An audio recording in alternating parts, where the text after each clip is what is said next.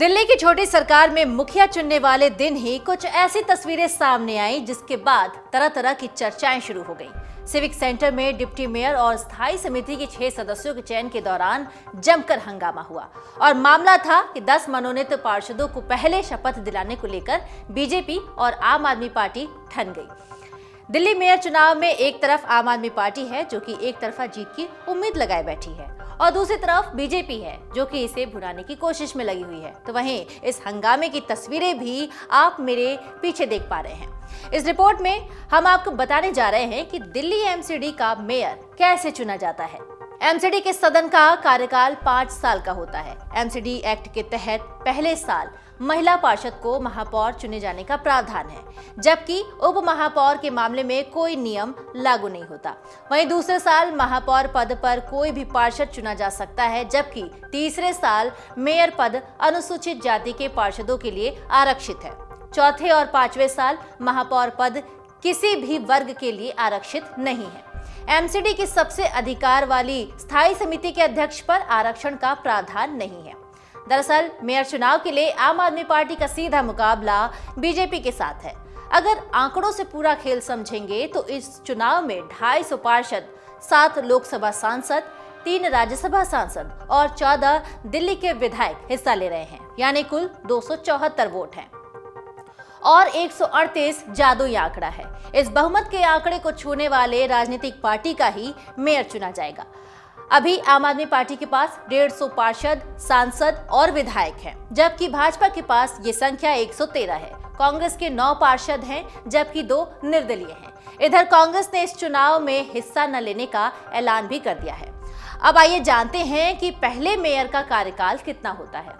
MCD के सदन की बैठक के दौरान चुने जाने वाले महापौर का कार्यकाल मात्र 3 महीने का होता है। दरअसल डीएमसी एक्ट की धारा 267 के अनुसार एमसीडी का अप्रैल माह के प्रथम दिन से वर्ष शुरू होता है। इस तरह 31 मार्च को वर्ष समाप्त हो जाता है, लिहाजा अप्रैल माह में दूसरे महापौर का चुनाव होगा। इस तरह 6 जनवरी को चुने जाने वाले महापौर का कार्यकाल करीब 3 माह में ही 31 मार्च को समाप्त हो जाएगा, जबकि महापौर के कार्यकाल की अवधि 1 साल होती है। अब आइए जानते हैं कि मेयर चुनाव में पार्षदों के अलावा कौन कौन है जो इस बार वोट डाल रहे हैं। इस बार परिसीमन के बाद दिल्ली नगर निगम में 250 वार्ड निर्धारित किए गए हैं, जिसमें एक मेयर इसकी अध्यक्षता करेगा। एमसीडी में मेयर बनने के लिए 138 वोट मिलना जरूरी है। दिल्ली मेयर के चुनाव में सभी निर्वाचित 250 पार्षद, दिल्ली के 7 लोकसभा सांसद, 3 राज्यसभा सांसद और विधानसभा अध्यक्ष की ओर से 14 मनोनीत विधायक इस मेयर चुनाव में वोट कर रहे हैं। एमसीडी मेयर पद के चुनाव में आम वोटर मतदान नहीं करते, बल्कि एमसीडी मेयर के चुनाव में दिल्ली के वोटरों द्वारा शहर के विभिन्न इलाकों से विभिन्न चुनावों में चुने गए जनप्रतिनिधि मतदान करते हैं। इन प्रतिनिधियों में सबसे बड़ी संख्या नगर निगम चुनाव में विभिन्न वार्डों से जीत कर आए पार्षदों की होती है। हर साल दिल्ली नगर निगम में 14 विधायक एमसीडी हाउस के लिए नॉमिनेट किए जाते हैं। ये विधायक हर साल बदलते भी हैं। वर्तमान समय में इन 14 विधायकों में ज्यादातर आम आदमी पार्टी के पास हैं और इन 14 विधायकों में से दिल्ली के 7 लोकसभा सांसद और राज्यसभा के 3 सांसद भी एमसीडी के नॉमिनेटेड मेंबर होते हैं। इन सभी को मेयर चुनाव में वोट करने का अधिकार होता है। एमसीडी मेयर पद पर चुनाव के लिए आम आदमी पार्टी ने जहां शैली ओबराय को उम्मीदवार बनाया है, तो वहीं भाजपा ने उनके सामने 3 बार पार्षद रह चुकी रेखा गुप्ता को उम्मीदवार बनाया है। एमसीडी चुनाव में सबसे ज्यादा वार्डों में जीतने वाली आम आदमी पार्टी का इस चुनाव में पलड़ा भारी दिख रहा है। हालांकि अभी इस पर क्या है परिणाम, वो शाम तक क्लियर हो जाएगा।